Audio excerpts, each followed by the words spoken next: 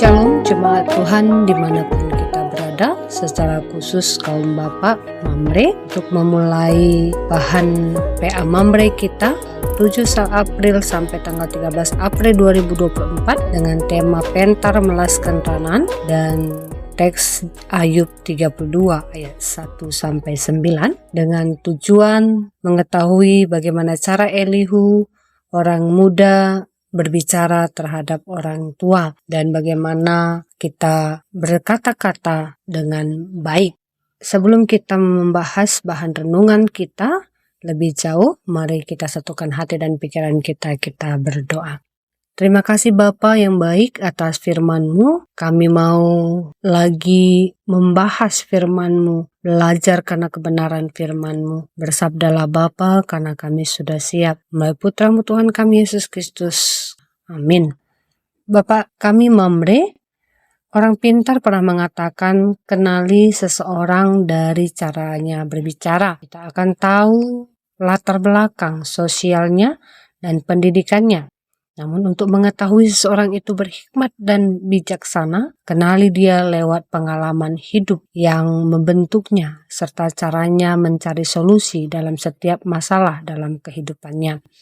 Dan apalagi dari kata-kata yang diucapkannya. Dalam rangka ulang tahun kategori Al-Zaitun yang ke-9, bahan PA Mamre kita ini ingin membahas bagaimana cara kita mengucapkan perkataan terhadap orang tua kita Zaitun. Bagaimana cara menghargai Zaitun dalam berkata-kata. Bersikap sopan dan sikap yang penuh hikmat ternyata mampu memberi orang lain kedamaian, apalagi bagi orang tua kita yang sudah lanjut usia. Lalu bagaimana cara kita berbicara terhadap orang tua yang lebih tua? Apalagi salah satu ciri Zaitun kurang pendengaran. Ketika kita berbicara kuat, dia merasa kita tidak menghargainya dan marah terhadap dirinya. Kalau kita berbicara pelan, dia tidak mendengar. Apalagi terhadap orang tua yang saat ini memiliki penyakit yang kompleks. Bagaimana kita berbicara terhadap orang tua yang memiliki masalah dalam hidupnya. Bisa saja orang tua kita saat ini sudah sakit menahun, tidak mampu mendengar lagi, tidak mampu berjalan lagi, dan sebagainya.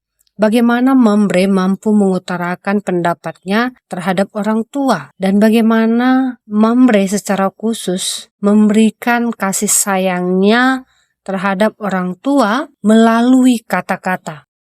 Di sini kita garis bawahi dulu melalui kata-kata, belum dengan perbuatan.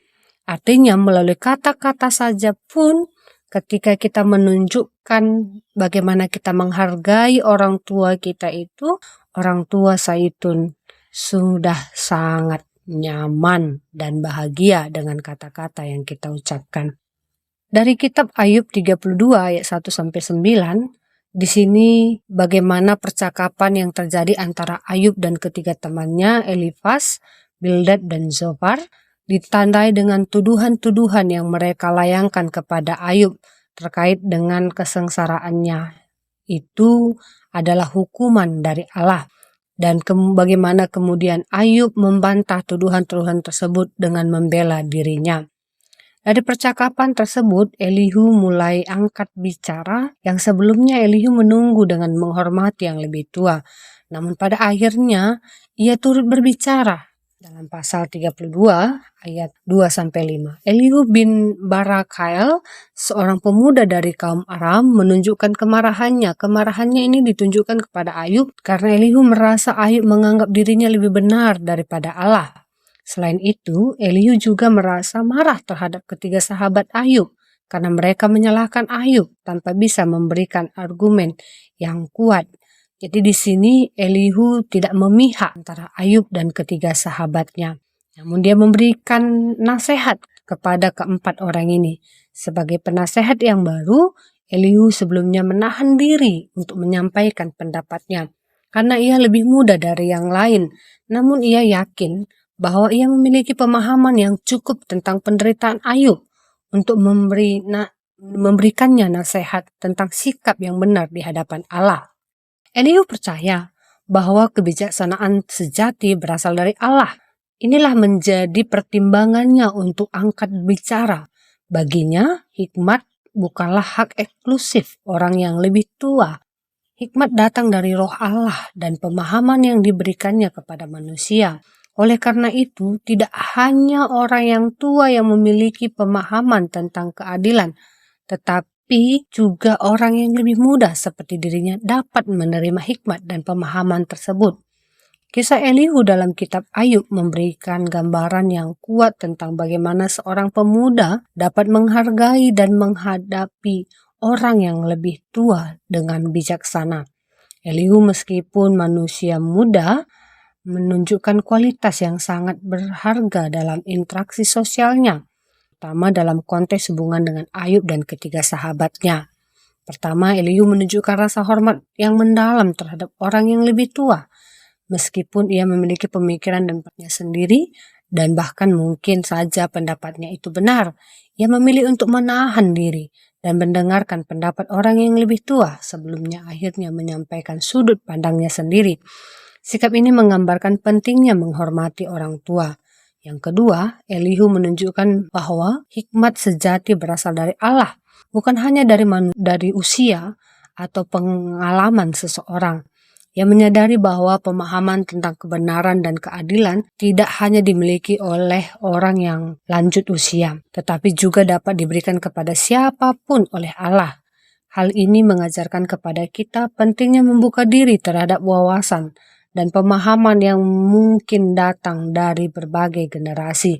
Dengan demikian, kisah Elihu memberikan inspirasi bagi kita semua, terutama kepada Mamre, untuk menghargai dan menghormati orang yang lebih tua, secara khusus di sini Zaitun. Dalam berkata-kata, meskipun kita mungkin memiliki pemikiran dan pendapat kita sendiri, tidak ada salahnya tetap sopan terhadap Zaitun. Dengan demikian, kita dapat menciptakan hubungan yang harmonis dan saling menghargai antar generasi.